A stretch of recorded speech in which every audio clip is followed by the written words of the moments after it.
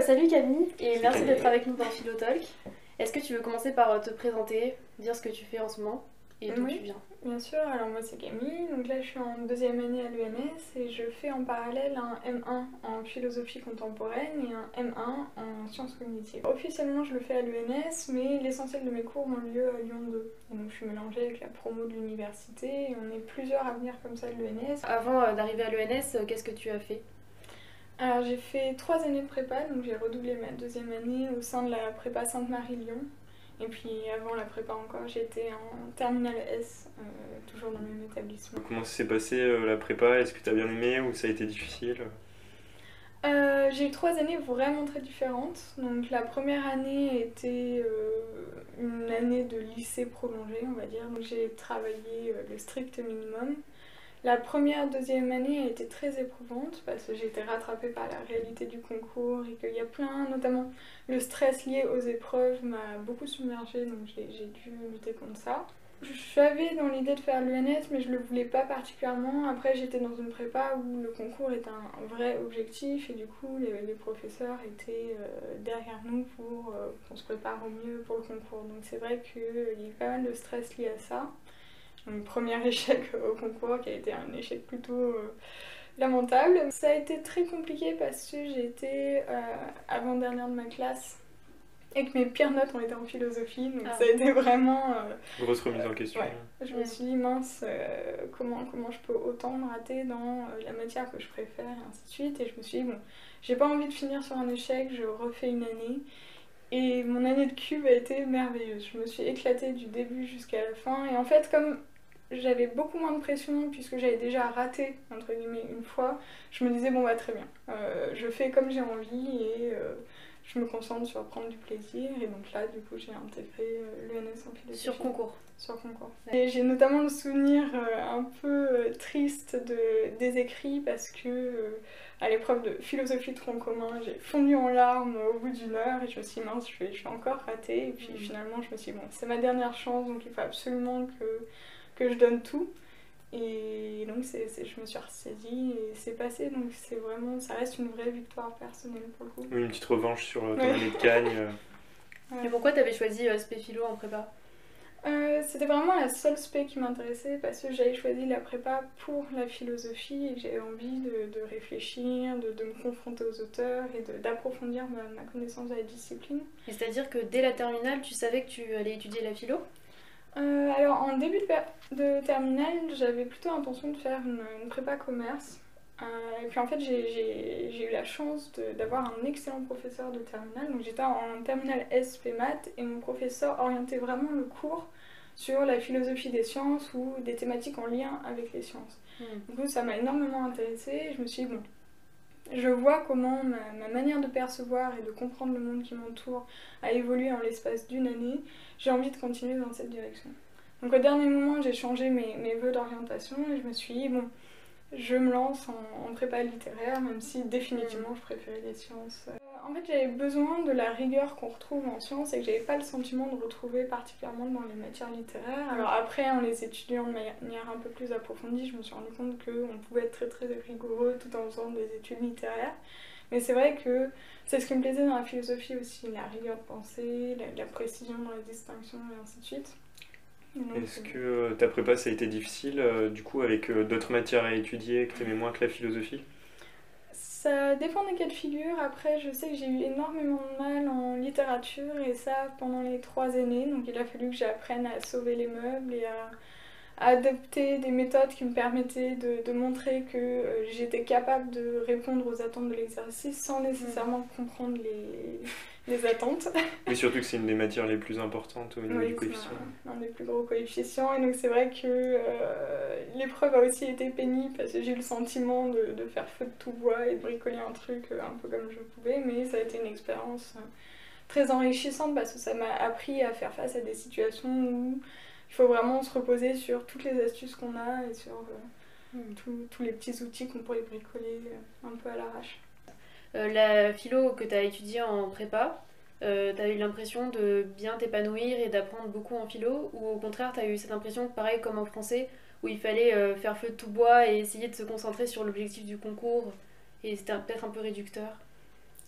J'étais assez partagée vis-à-vis de la philosophie en prépa, mais plutôt dans le bon sens. Donc à la fois j'ai adoré le côté extrêmement intensif, et dans le sens où on s'intéresse à un champ de la philosophie, puis à deux thèmes en spécialité. Donc j'ai adoré pouvoir travailler à fond ces thèmes-là et avoir le sentiment de progresser dans ma compréhension et ainsi de suite. Après j'ai été légèrement frustrée parce que tout est très orienté concours, donc ça reste orienté vers l'exercice de la dissertation. Et au début, ça me posait aucun souci parce que c'est une rigueur à acquérir qui aide à mieux réfléchir. Mais une fois que l'exercice est maîtrisé, on se dit, on a envie de chercher ailleurs, en fait, de chercher au-delà. Et c'est en master que tu as réussi à aller au-delà du coup? Je préfère comment on pratique la philosophie en master dans le sens où c'est vraiment de la recherche et qu'on est moins limité par la forme ultra dialectique de la dissertation, et donc on peut adopter la forme de notre discours à notre pensée, et je trouve que c'est quand même beaucoup plus intéressant que l'inverse. Par contre, ça a été difficile parce que en sortant de la prépa où on a été extrêmement cadré et où on savait sur quoi il fallait travailler, qu'on savait ce qu'on cherchait à démontrer et ainsi de suite, on découvre aussi ce qu'est la recherche et le fait que parfois on fait des hypothèses dans des directions avant de se rendre compte qu'elles n'avaient pas lieu d'être, ou que dans le fond il n'y a pas grand chose à trouver là où on s'est... On est un peu perdu. Oui. Donc c'est un autre apprentissage à faire, mais c'est beaucoup plus stimulant, et je pense que par contre c'était nécessaire de passer par une phase plus rigoureuse et plus stricte avant. Et est-ce qu'au Maris, tu avais pu profiter de leur conférence philosophique, par exemple au collège supérieur, je crois, qu'ils proposent, ou alors tu te concentrais sur la prépa J'ai assisté à des conférences au collège supérieur depuis la terminale. Et je me souviens notamment tout un cycle sur Nietzsche.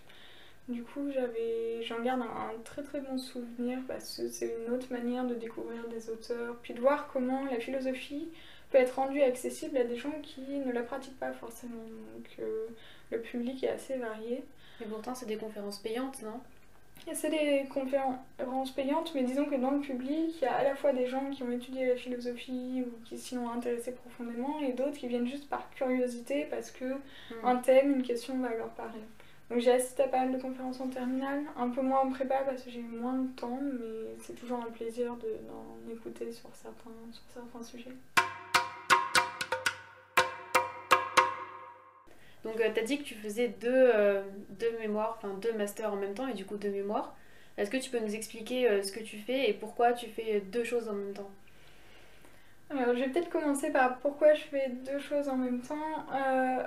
Pour moi, philosophie et sciences sont extrêmement liées, et j'ai du mal à imaginer une philosophie qui se retourne uniquement sur elle-même. Et en entrant à l'ENS, l'un des constats qui m'a un peu bousculée, c'est de voir que la plupart des professeurs et des étudiants s'intéressent uniquement à des auteurs et au développement historique en fait, des pensées des auteurs.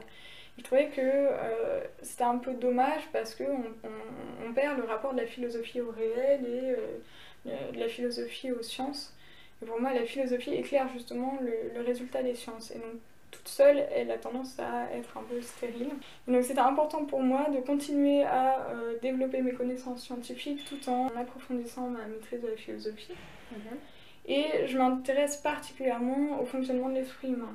Et du coup, pour moi, ça semblait logique de m'intéresser en parallèle de la philosophie aux sciences cognitives, qui sont donc les sciences du fonctionnement de l'esprit humain. D'accord. C'est un peu la philosophie qui est vraiment la plus pratiquée dans des pays comme les États-Unis ou au Royaume-Uni, où là-bas on se concentre presque que sur ça. Oui, c'est un type de philosophie, la philosophie cognitive, qui a beaucoup de succès au-delà des frontières européennes, dans la mesure où c'est une philosophie qui apporte beaucoup de résultats en fait, et qui permet de répondre à des questions vraiment contemporaines. Quelles grandes questions peuvent être posées par cette philosophie? Je pense notamment, alors en philosophie cognitive, on s'intéresse énormément aux facultés cognitives. Donc dans les facultés cognitives, il va y avoir la mémoire, il va y avoir l'attention, il va y avoir les émotions. Et en fait, dès qu'on se penche sur des problèmes du style quel est le fondement de la mémoire ou qu'est-ce qu'une émotion, ben, on se rend compte qu'en fait, les données scientifiques nous apportent des informations, mais qu'elles ne sont pas suffisantes en elles-mêmes pour construire des théories en fait. Donc la philosophie permet aussi de lier les différentes découvertes et de se dire, bah tiens, on observe ça dans la nature, on observe ça dans le fonctionnement cognitif d'un individu, quelles sont les conséquences qu'on peut raisonnablement en tirer. Et du coup, toi, tu travailles sur quoi quel est le sujet? Est-ce que tes deux mémoires se rejoignent sur un même thème? Alors, ils sont pas directement liés. Après, dans mon mémoire de philosophie, on sent l'inspiration cognitive. Donc en sciences cognitives, je travaille sur le lien entre pertinence émotionnelle et attention. Donc c'est le fait que l'évaluation qu'un sujet fait des stimuli qui l'entourent du point de vue de la pertinence dans le cadre de ses émotions change l'attention qu'il alloue à ces différents stimuli. Par exemple? Alors, par exemple, si un individu se retrouve confronté à deux stimuli, donc par exemple une part de gâteau au chocolat ou une assiette de légumes verts, et que cette personne adore le chocolat, elle aura tendance à fixer son attention beaucoup plus vite et de manière beaucoup plus forte sur le chocolat que sur l'assiette de légumes verts. Et après, il y a différents types de pertinence. Et moi, je m'interroge sur comment celle-ci se combine pour agir notamment sur l'attention. Il y a la pertinence intrinsèque, donc des éléments qui sont agréables ou désagréables dans l'absolu. Et il y a la pertinence au but et aux besoins, donc c'est l'individu qui fixe en fonction de ses besoins présents, ce qui peut l'aider ou non dans son environnement. Donc si je prends l'exemple du gâteau au chocolat, le gâteau au chocolat, normalement il est nourrissant, donc en soi il est plaisant intrinsèquement. Sauf que pour peu que la personne qui contemple le gâteau au chocolat se dise tiens, il faudrait que je perde du poids, que je fasse attention et ainsi de suite, le gâteau est à la fois plaisant intrinsèquement et pas pertinent vis-à-vis des buts de l'individu. Et donc là, les deux pertinences rentrent en contradiction parce qu'il y a un côté positif qui est le côté plaisant, le côté nourrissant, et un côté négatif qui est le fait, c'est associé au fait de gagner du poids alors que l'objectif de l'individu c'est d'en perdre. Et donc ça te permet de mieux comprendre les processus de décision des individus? Oui, alors à la fois les processus de décision et comment une émotion se forme. Parce que je me situe dans un cadre théorique qui est celui du modèle de Scherrer, qui a été développé en 2001, qui part du principe que l'émotion, telle qu'elle est vécue, c'est le résultat de plusieurs évaluations successives de l'environnement par le sujet. Donc le sujet va prendre connaissance de plusieurs stimuli, donc de plusieurs éléments, et en fonction s'ils estiment s'ils sont nouveaux pour lui ou pas, s'ils sont pertinents intrinsèquement ou pas, pertinents aux besoins ou aux buts ou pas, en fonction des normes sociales et ainsi de suite. La première réaction du sujet vis-à-vis de ceci va évoluer vers différentes formes d'émotions. Donc là, on s'interroge vraiment sur une étape très spécifique qui est l'évaluation de la pertinence. Mais au total, il y a 5 évaluations principales et en essayant de toutes les décrypter, on aimerait savoir comment une émotion se forme. Oui, alors qu'on pourrait croire au début qu'une émotion arrive comme ça, déjà pleine et entière, sans aucune formation, et donc tu vas contre ça finalement avec ton travail. Je vais pas tout à fait contre ça. C'est vrai que l'expérience première, c'est l'émotion qui surgit. Et en fait, les premières évaluations, par exemple la nouveauté d'un stimulus, sont inconscientes, enfin non conscientes. Du coup, l'individu les fait sans avoir la conscience de faire l'effort, de faire l'évaluation. Et plus on avance, plus on se rapproche par exemple des normes sociales, plus les évaluations sont conscientes. Ah oui, parce que par exemple, l'histoire du gâteau au chocolat gagner et perdre du poids, c'est clairement une norme sociale. Parce que la personne, en soi, il n'est pas bon ou mauvais de perdre ou gagner du poids, c'est ça que tu veux dire? C'est ça. Ouais. Et donc, en fait, l'individu va spontanément avoir un premier mouvement qui va être l'approche, parce que gâteau au chocolat nourrissant, appétissant et ainsi de suite. Mais au fur et à mesure que les évaluations vont se poursuivre, il va arriver au stade de l'évaluation normative et de l'évaluation de ses besoins et ainsi de suite. Et se dire, finalement, j'aurais bien aimé, mais c'est peut-être pas raisonnable, ou c'est peut-être pas, et donc il va y avoir une émotion ambiguë vis-à-vis du gâteau au chocolat. Et comment tu relis ça à la philo du coup? J'ai eu la chance de croiser beaucoup de philosophes en fait dans ce travail parce que notamment William James a beaucoup travaillé sur l'émotion et Russell aussi a proposé toute une théorie de l'émotion. Donc ça permet de, par exemple, s'interroger sur qu'est-ce qu'une émotion d'un point de vue philosophique pour un sujet. Et là en l'occurrence, avec cette notion de pertinence, ça nous pousserait à, j'ai un fond bergsonien donc ça biaise peut-être mon approche aussi, à interroger le fait que l'émotion elle a un caractère utilitaire pour l'individu. Elle est en rapport avec son environnement, c'est ça? C'est ça. Que le sujet est bien inséré dans son environnement et que ses émotions lui apportent des informations vis-à-vis de celui-ci et que ces émotions lui permettent de préparer son action, de préparer comment il va s'adapter à cet environnement-là et ce qu'il va en faire. Et donc il n'y a pas un caractère purement spéculatif ou contemplatif de l'émotion comme on pourrait parfois le croire. Et ton mémoire philosophique, lui, il consiste en quoi? Du point de vue du sujet, qu'est-ce qui fait que j'ai conscience de moi comme étant moi? Et je m'intéresse à des cas particuliers en psychopathologie.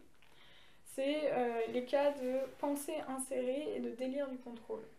En fait, au quotidien, on a plein de perceptions différentes, plein d'idées différentes, et pourtant, on les rattache toutes à un même sujet qui est nous.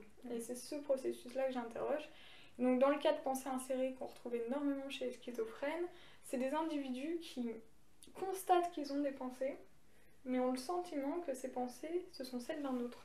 D'accord. Donc quelqu'un pense dans leur esprit. C'est comme si on les avait insérées en eux, c'est ça. C'est pour ça, des pensées insérées, c'est les pensées qui se glissent parmi les leurs, mais qui ne seraient pas les leurs. Et les délires de contrôle, c'est un peu le même principe, c'est des gens qui agissent, qui constatent qu'ils sont en train d'agir, mais qui ont le sentiment que quelqu'un agit à leur place avec leur corps. Donc là encore, il y a un souci d'attribution, et donc j'essaye de voir comment les études qui portent là-dessus apportent des éléments sur comment fonctionne la constitution, notre conscience de soi philosophiquement parlant. Donc même dans ton mémoire de philo, en fait, c'est beaucoup de science. C'est encore une fois la science qui va venir éclairer la philo et inversement. Donc ce qui est très intéressant, notamment d'un point de vue philosophique, on va dire, c'est que je me trouve des deux côtés de la frontière. Donc en Sciences Co, je travaille vraiment en laboratoire, et donc avec tout le côté expérimentation, le côté je fais des hypothèses, je mets en place mon expérience, j'analyse mes résultats et ainsi de suite, mais je fais pas de conclusion directement philosophique parce que c'est pas demandé dans le travail scientifique ou seulement à titre de discussion et d'ouverture. Et d'un autre côté, dans mon mémoire de philosophie, j'ai la chance de pouvoir ressaisir ce travail qui a été fait par d'autres scientifiques, et cette fois-ci, je suis dans la démarche de synthèse des expériences. Et c'est quand même extrêmement enrichissant de pouvoir voir les deux côtés et de connaître les contraintes en fait de ces deux milieux. Quel genre d'expérience tu mènes dans le laboratoire où tu as fait le stage? Alors là, c'est une expérience en soi assez simple et qui ne demande pas beaucoup de matériel, parce que normalement en sciences cognitives on utilise beaucoup d'EEG ou d'IRMF, donc c'est tout ce qui est imagerie par résonance magnétique. Du cerveau? Du cerveau. Là, je me suis contentée d'un logiciel sur ordinateur qui permet d'enregistrer les temps de réponse des sujets. Donc, on leur projette des images. Puis, après avoir projeté deux images de part et d'autre d'une croix, on fait apparaître un point, soit à droite, soit à gauche de cette croix, et le sujet doit indiquer de quel côté était le point. Et en fonction de la rapidité avec laquelle il arrive à répondre, et en fonction de la position du point, on détermine si son attention a été capturée par une des images au début. Il mettra plus vite à répondre si son attention était déjà focalisée sur là où il y avait le point. Que s'il doit changer son attention de côté, et là ça lui demande un délai supplémentaire. Et à l'inverse, dans ton mémoire de philosophie, tu te bases sur des études scientifiques contemporaines ou de l'époque aussi de James et de Bergson? Alors, déjà, est-ce que tu mobilises Bergson et James dans ton mémoire de philosophie? C'est pas les auteurs que je mobilise le plus. Non, je me concentre essentiellement sur des auteurs contemporains, donc notamment Graham ou Gallagher, qui sont pas des auteurs très connus, qui eux sont déjà intéressés en fait à un certain nombre de cas de pensée insérée ou de délire du contrôle. Et je mets ça en lien avec des méta-études. Donc c'est des études qui vont confronter plusieurs expériences scientifiques qui ont été réalisées pour voir lesquelles convergent, lesquelles divergent, et savoir quelle est l'hypothèse ou la thèse dominante du moment. Donc je confronte ces deux sources-là, et parfois je complète avec des expériences spécifiques pour essayer de voir en fait qu'est-ce qui est le plus probable actuellement en termes de théorie de la conscience de soi. Juste une petite question avant de continuer. Quelle est la différence entre psychiatrie et sciences cognitives? Parce que là tu nous as parlé de cas psychiatriques, de cas cliniques. Bonne question. En fait, la psychiatrie s'intéresse énormément aux troubles, mais d'une certaine manière du point de vue du patient. Elle se tourne vers une voie thérapeutique. On s'intéresse notamment au traitement et au fonctionnement et comment on pourrait agir sur ces fonctionnements. En sciences cognitives, il n'y a pas de portée directement thérapeutique. Donc en fait, l'idée, c'est qu'on va étudier le fonctionnement et puis on va voir comment le fonctionnement de personnes qui ont des troubles nous renseigne sur le fonctionnement normal. Donc c'est pas la même approche, même si parfois le sujet est le même. Et certaines découvertes servent ensuite à des visées thérapeutiques, donc notamment dans la dyslexie. Il y a beaucoup de travaux sur qu'est-ce qui fait qu'une personne est dyslexique qui permettent ensuite de développer des exercices de remédiation cognitive. Comment tu as vécu tes 2 années à l'ENS à peu près? La première année a été très difficile en fait, parce que, comme je le disais, j'ai vécu une 3e année de prépa qui était vraiment merveilleuse et ultra stimulante intellectuellement parlant. J'arrive à l'ENS, c'est plus du tout le même fonctionnement. J'ai été très déconcertée par le fait que les professeurs nous disaient que maintenant qu'on avait intégré, on avait gagné le droit de se reposer.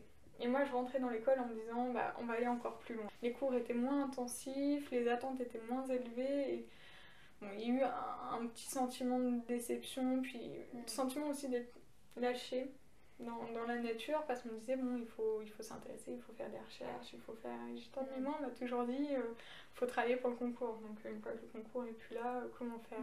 C'est une période, et je pense qu'elle est assez commune en fait, et après on découvre toute la liberté qu'on a. Je ne me sens pas une âme de chercheuse fondamentale en fait. Donc il y a 2 domaines différents en recherche. Il y a la recherche fondamentale qui est dans le fond de la recherche pour de la recherche, et la recherche appliquée, donc qui est de la recherche qui est plus orientée vers les applications pratiques en fait, comme le nom le dit. Je m'intéresse plus à la recherche qui a pour but de répondre à des questions qu'on se pose aujourd'hui en fait. Et quelles questions t'intéressent particulièrement?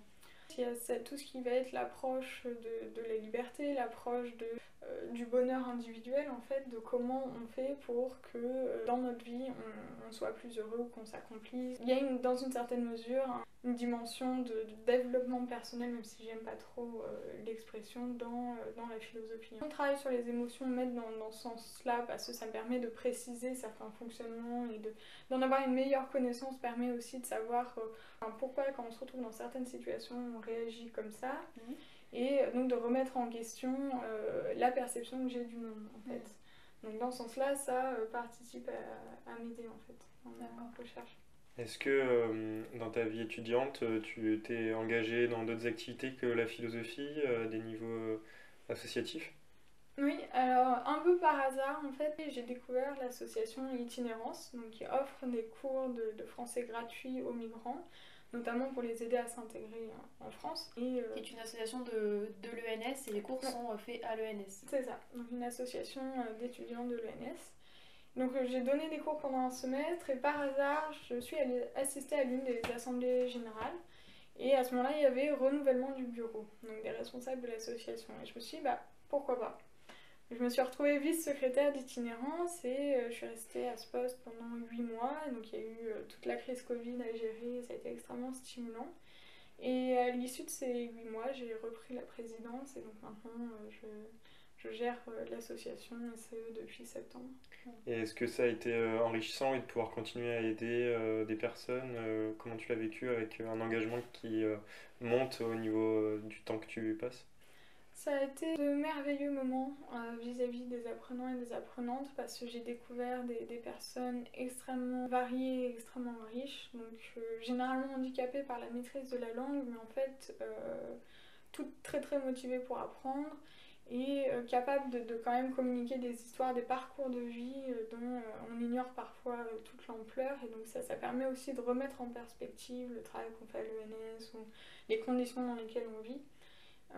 Donc en plus ces cours ont été l'occasion de mettre en place des réflexions collectives pour acquérir de vocabulaire, mais aussi partager des opinions, et donc c'était vraiment très enrichissant. Pour toi c'était important d'avoir une activité associative à côté de tes études? Quand on est étudiant à l'ENS et qu'on a intégré sur le concours, on est rémunéré, et je trouvais ça profondément injuste d'être rémunéré juste entre guillemets pour faire mes études. Donc c'était important pour moi d'avoir une action bénévole et de redonner ça en fait. Et donc c'était vraiment pour éviter le sentiment d'être oisif aussi, le côté j'ai ma part à faire et je suis heureuse de le faire, et ça m'aide à m'accomplir comme personne, mais c'est essentiel de donner aussi de son temps quand c'est possible.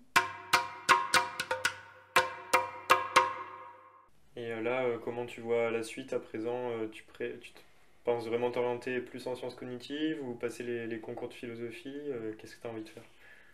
Alors, déjà à l'ENS, c'est plus ou moins obligatoire de passer l'agrégation. Donc il y aura cette étape-là, c'est a priori sûr. Euh, Enseigner la philosophie en soi ne me dérange pas, mais j'aimerais pas faire ça directement en sortant de l'école. Donc ça, c'est vraiment quelque chose sur lequel je suis assez certaine. Après, je me retrouve dans une situation où plusieurs voies s'ouvrent à moi. Soit j'essaye de faire de la recherche en philosophie. Donc, comme je disais, de la recherche seulement en philosophie, ça m'intéresse pas particulièrement parce que j'ai peur de me retrouver juste à commenter des auteurs et à faire de l'histoire des idées. Soit je fais de la recherche que en sciences cognitives. Mais là, j'aurais peur de renier en fait la spécificité de mon parcours qui est d'être pluridisciplinaire et donc d'avoir une formation initiale en philosophie. La voie que j'explore actuellement, c'est de mettre à la fois la philosophie et la science cognitive ensemble pour contribuer à de la recherche dans des domaines plus appliqués. Donc, Comme dans tes mémoires finalement. comme dans mes mémoires en fait, et notamment j'envisage de m'orienter vers du conseil en entreprise, mais qui s'appuierait à la fois sur de la philosophie et à la fois sur les sciences cognitives pour résoudre des problèmes, notamment dans le bonheur au travail ou l'accompagnement des employés ou ce genre de thématique.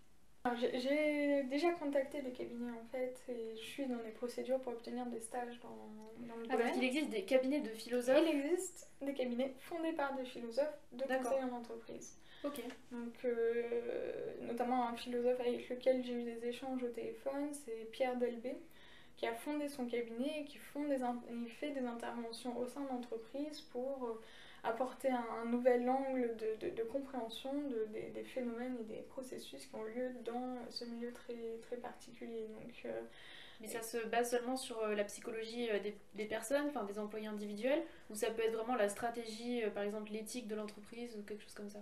c'est pas de la psychologie parce qu'il y a des psychologues du travail Oui. et ainsi de suite, et donc ça recoupe pas exactement la psychologie, c'est Pierre Delbé qui m'expliquait ça et je trouvais ça extrêmement clair. Il s'agit de remettre le sens au cœur du travail. De ce qu'on fait. L'éthique ou pas? Parce que quand on dit sens, est-ce que ça veut dire la morale? C'est à la fois, enfin, c'est la signification, c'est la direction, et c'est même la sensibilité en fait, c'est les trois sens différents du mot sens, et ça peut conduire à des réflections éthiques en fait Sur les valeurs? les valeurs de l'entreprise, les missions de l'entreprise, les missions du manager au-delà du profit, au-delà de la performance ou de l'atteinte de résultats. On aimerait réussir notre vie. Et donc, en termes d'orientation, de choix, se disent bon bah je vais chercher un métier où j'aurai le sentiment de réussir ma vie. Sauf qu'arrive un moment, plus ou moins tôt, plus ou moins tard dans la carrière, et quelle que soit la discipline, où les personnes vont se dire à quoi bon. Et à ce moment-là, ceux qui sont le mieux formés en fait pour aborder ce genre de questions, c'est les philosophes, parce que c'est ceux qui s'intéressent sur le sens depuis le début. C'est pas le travail du psychologue ou... Ce point précis peut rejoindre en fait le travail du psychologue, sauf qu'il ne va pas y avoir du tout de travail sur le passé de l'individu, par exemple. Il n'y a pas de question de résoudre des traumas ou ainsi de suite. C'est vraiment juste, dans l'instant présent, quelle est la valeur que vous associez aux choses, quelles sont vos conceptions de la liberté, du bonheur, du travail. Est-ce que vous avez conscience que d'autres conceptions sont possibles? Et est-ce que vous voulez prendre un pas de recul vis-à-vis de ce que vous faites actuellement pour voir si vous n'avez pas des angles morts en fait. C'est une réflexion plutôt sur les objectifs et les buts, que ce soit d'une personne ou d'une entreprise. C'est ça. Est-ce qu'on peut demander aux entreprises de changer leur raison d'être, qui est a priori le profit? C'est une vraie interrogation parce que je pense pas qu'on puisse rejeter toute l'entreprise en fait. Après, qu'on puisse essayer d'orienter l'entreprise pour en faire un milieu où on ne se contente pas juste de travailler pour gagner de quoi ensuite assurer sa vie par ailleurs, et donc d'un côté il y a le travail et de l'autre il y a la vraie vie entre guillemets. Je pense qu'il y a quelque chose à faire sur ce sujet-là en fait. Et donc de réfléchir comment on peut faire de l'entreprise un milieu où chacun s'émancipe, notamment intellectuellement, dans la mesure de ses moyens, dans la mesure de ses envies, c'est quelque chose d'important. On peut terminer la vidéo en te demandant si t'as pas des conseils, que ce soit au niveau du travail ou au niveau de la pratique de la philosophie. Moi, je pense que ça peut paraître un peu bête comme ça, mais c'est de ne pas arrêter de réfléchir en fait. Parce qu'on peut être tenté de se rassurer face aux grandes interrogations, face au fait qu'en fait le travail semble ne jamais être achevé en accumulant des connaissances. Et que à force d'accumuler juste tel auteur a dit, un autre a répondu, et puis telle notion c'est ça, et ainsi de suite, on finit par étouffer sa propre réflexion et par étouffer sa propre curiosité. Donc je mettrai en garde contre une soif encyclopédique qui dans le fond n'est pas mise au service de la pensée personnelle et qui du coup finit par tuer sa raison On s'interroge d'être. plus vraiment. C'est ça, et je pense que c'est un risque auquel n'importe qui est exposé à partir du moment où on se lance dans la philosophie comme formation. Après, c'est pas une fatalité, puis il y a des phases comme ça, mais je pense que c'est important de se laisser réfléchir, et de se dire, bon, il y a des moments, je mets de côté ce que j'ai appris, et je reviens à ce que je pense, ce que je vis, et quelles sont les questions auxquelles j'ai envie de répondre. Bon bah merci beaucoup Merci Camille. d'avoir Merci été à vous. avec nous. Je te souhaite le meilleur pour la suite dans tes 2 parcours et que tu réussisses un jour à faire un métier qui combine les deux. Merci à vous. Au revoir.